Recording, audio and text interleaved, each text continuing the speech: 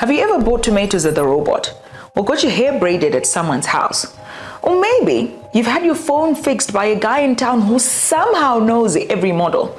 Then congratulations, you've participated in Zimbabwe's biggest and busiest economy, the informal sector. So according to the International Labour Organization, over 80% of Zimbabweans earn their income informally. That means no pay slip, no pension, no tax number, just pure hustle. And while it keeps millions alive, there is a hidden cost, not just for the government, but for everyone. So today we're digging into the thing that keeps us going. Welcome back to So You Want to Be a Zimbabwean, the show that cuts through the noise to explain what's really happening in Zimbabwe and what we can do about it.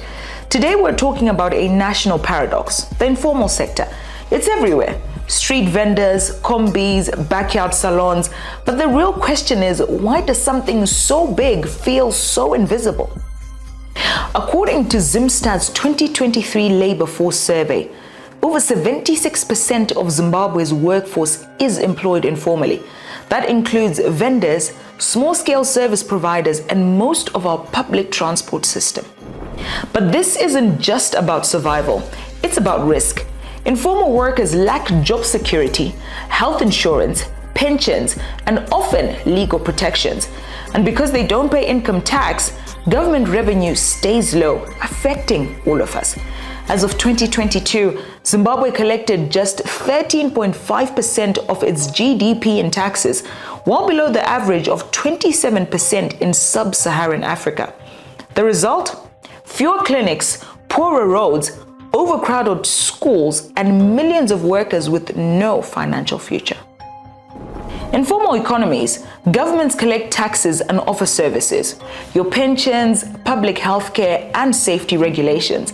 Whilst in informal economies, workers earn daily cash, but they are not contributing to or benefiting from national infrastructure.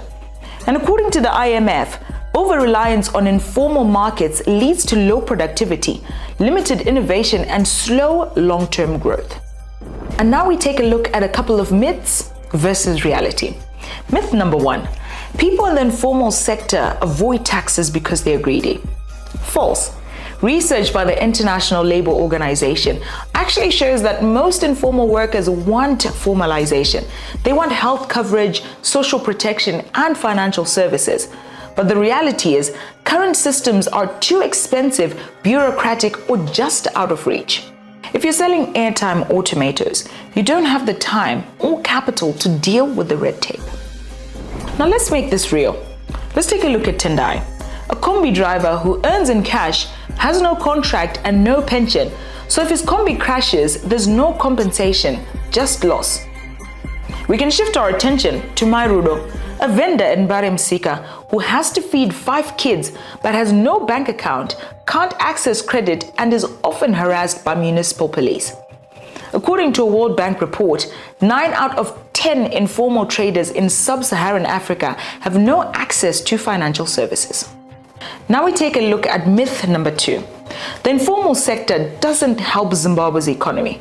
Again, that's wrong.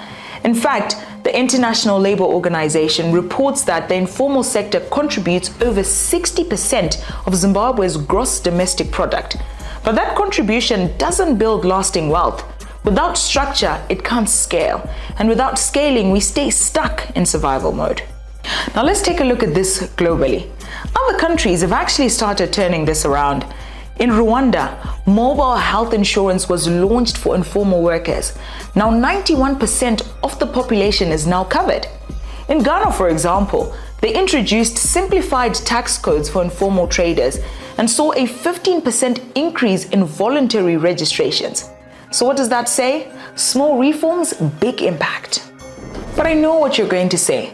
Mu Zimbabwe hamuna mabasa. So what can you do as a viewer at home? If you can, formalize your hustle. If you or somebody that you know runs a business informally, consider small steps towards registering it, like getting a trading license or simply opening a bank account.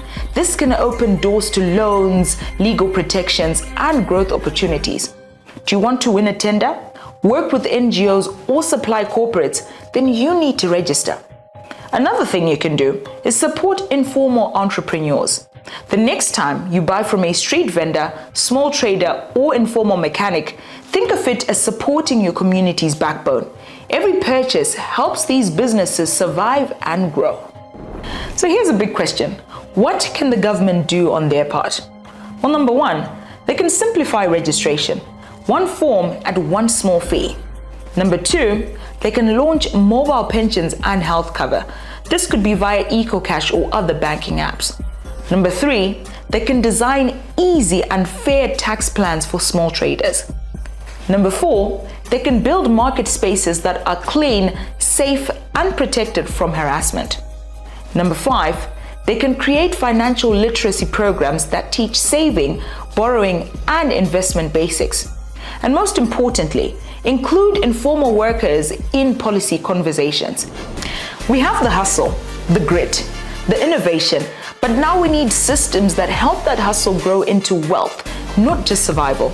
If this episode opened your eyes, hit that subscribe button and share it with a vendor, a driver, or a hustler, and let's start pushing for smart policies that work for all Zimbabweans.